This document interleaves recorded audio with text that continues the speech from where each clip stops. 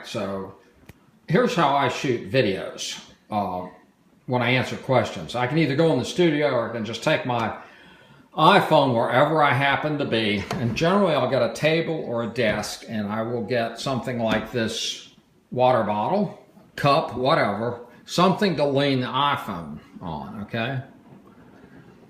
And I also am very conscious that if I'm near the edge of the desk, I'll try to be very, very close to the edge of the desk, because that way, as you're shooting, you don't actually shoot the desk as well. But if you're going to do that, I will either have a large pillow in case your phone falls off, and you'll notice also I have the power supply hooked up to this, so it doesn't run out of power in the middle of the shoot. Okay, so you've got that happening. Or in this case, there's a drawer right here. So if I happen to make a mistake and hit this as I'm moving my banjo around, it just falls a few inches. You also would if you have a protective case. Now, some cases are more protective than others. This particular case happens to be really flat. So when I set it on the desk, it works pretty well. But once again, if my foot hits the power supply or anything and that thing comes tumbling, be careful. Okay. So once I get the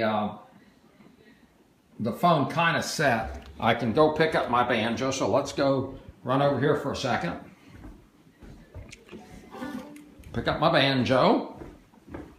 And actually, this is a place I have up in Dahlonega, Georgia, and we do clinics here. So this room's set up with stands to do clinics. Okay, so once I get ready, then I can arrange the scene for my banjo, okay?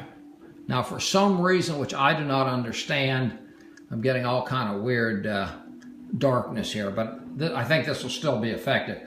So then what I can do is take my banjo, and I can, through either moving my chair, if I want more banjo, I can just move back, or if I want to change the angle, I can just come down here, as you see, and change that angle. So at some point, I get the banjo, pull the drawer out here, I get the banjo set in the frame where it's showing exactly what I want it to show. And that's basically it. So once you get the scene set, and don't get in a hurry because you're going to drop your phone and break it. It might take you 2 minutes, it might take you 10 minutes to find the perfect position of your phone. But once you get it, then you can go ahead and turn the video on and play. And generally, if you're about 2 to 3 feet from it, you'll get a pretty good sound.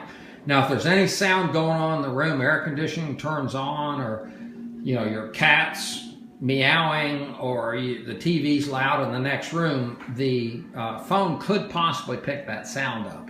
So essentially what you want is the banjo fairly close to the video in such a way that it is the loudest source. The other thing to do is, you really, when you first start recording, particularly if you want to show somebody something, is whatever you're going to play, practice it. I mean, you might have to practice it for an hour, and make sure that you're totally relaxed and you're playing it in time. And do 2 or 3 shoots, because when you first start shooting it, you're distracted, you'll probably mess up. So just relax, keep playing it, and particularly if you're going to send me a video, you might take the song and play it 3 or 4 times with the video over 4 or 5 days, and finally you relax and start playing it like you want to. Plus, you figure out what's the best way to get the best sound. And that is it.